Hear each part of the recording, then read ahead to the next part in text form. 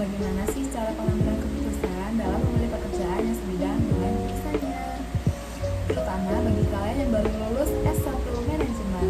Saya Nisa Novia Rizky dari Prodi Manajemen Fakultas Ekonomi dan Bisnis Universitas Muhammadiyah Surabaya.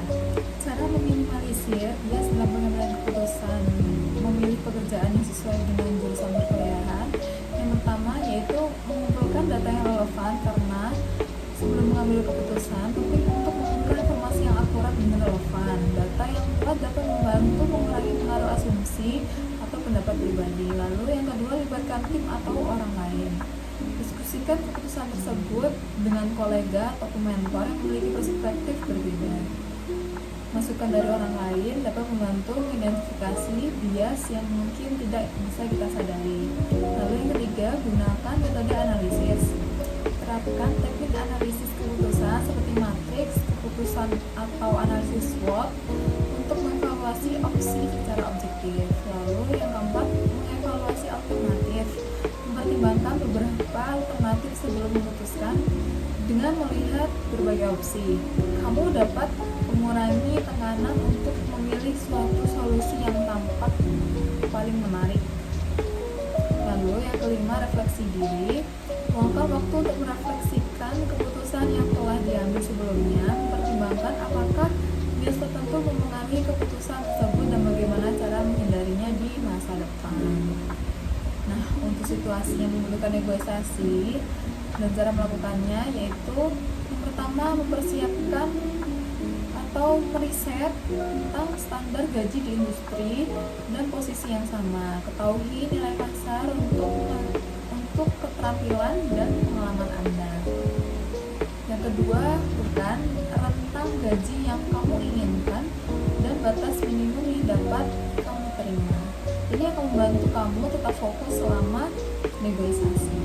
Lalu yang ketiga, siapkan argumen yang mendukung permintaan kamu. Jelaskan pengalaman, keterampilan, dan nilai yang kamu bawa ke perusahaan.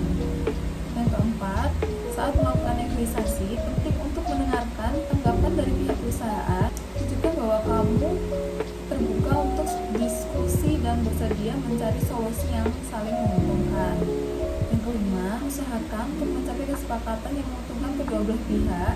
Jika gaji tidak dapat berubah, maka mempertimbangkan untuk negosiasi benefit lain seperti fleksibilitas waktu kerja atau peluang pengembangan. Lalu yang keenam, setelah mencapai kesepakatan, pastikan untuk menginformasi kesepakatan tersebut secara tertulis. Ini akan menghindari kesalahpahaman di masa depan. Nah, aku ada plan nih untuk mengambil keputusan memilih pekerjaan yang sesuai dengan jurusan berkuliahan. Contohnya, aku sendiri yang terjun di dunia manajemen pemasaran, maka aku harus mempersiapkan diri untuk meningkatkan kualifikasi supaya lebih siap dalam bersaing di dunia kerja. Yang kedua, mempersiapkan dokumen penting pribadi seperti CV, portofolio, dan surat lamaran.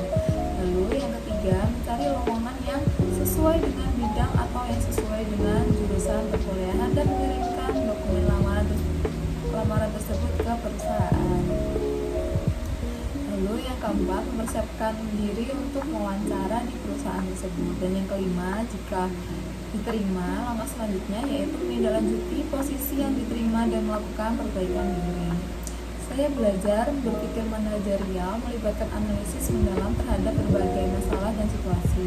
Ini sangat membantu dalam pengambilan keputusan yang lebih baik. Jika dalam manajemen tersebut, keputusan yang diambil harus berdasarkan informasi dan fakta, bukan hanya asumsi saja. Menurut saya, memilih perusahaan yang sejalan dengan jurusan perkuliahan adalah langkah yang strategis, karena memberikan kesempatan untuk menerapkan teori dan pengetahuan yang didapat selama masa kuliah. Lalu memungkinkan juga untuk memiliki visi yang lebih jelas tentang karir yang ingin saya jalani dan mulai membayangkan bagaimana kontribusi saya dapat pengaruh ke perusahaan dan masyarakat sekitar. Dengan memilih pekerjaan yang relevan, ilmu yang saya dapatkan langsung terjun ke dalam dunia pekerjaan. Hal ini tidak hanya untuk memperkuat pemahaman konsep, tetapi juga meningkatkan kemampuan praktis yang sangat dibutuhkan dalam pekerjaan. Misalnya, saya bekerja di perusahaan pet shop dan mengambil di bidang B2B dan B2C. Lingkungan kerja yang relevan dengan bidang studi akan memberikan kesempatan untuk menghadapi tantangan yang berhubungan langsung dengan ilmu yang telah dipelajari. Maka dari itu, dapat memperdalam pengetahuan teknis dan soft skill yang kita perlukan, sehingga kompetensi profesionalnya akan meningkat secara signifikan. Hal tersebut sangat penting untuk jenjang karir ke depannya. Nah, untuk manfaatnya, pertama yaitu kepuasan dan motivasi kerja yang lebih tinggi karena bekerja di bidang yang diminati sesuai dengan jurusan perkuliahan, dan akan merasa bahwa pekerjaan yang dilakukan memiliki makna dan relevansi dengan apa yang telah dipelajari dan dikuasai. Memungkinkan untuk bertemu dan berkolaborasi dengan para profesional yang memiliki minat dan keahlian yang serupa. Jalan ini sangat berharga untuk bertukar informasi, mendapatkan mentor, dan juga membuka peluang untuk kerja baru. Insight pertama yang saya dapatkan tentang pertumbuhan diri ialah bahwa setiap langkah kecil yang saya ambil, baik itu belajar keterampilan baru, memperbaiki kebiasaan buruk, atau mengembangkan pola pikir yang lebih positif adalah bagian dari perjalanan panjang menuju versi diri saya yang lebih baik. Saya menyadari bahwa saya harus terus membuka diri terhadap hal-hal baru dengan membatasi yang sewajarnya. Sekian, terima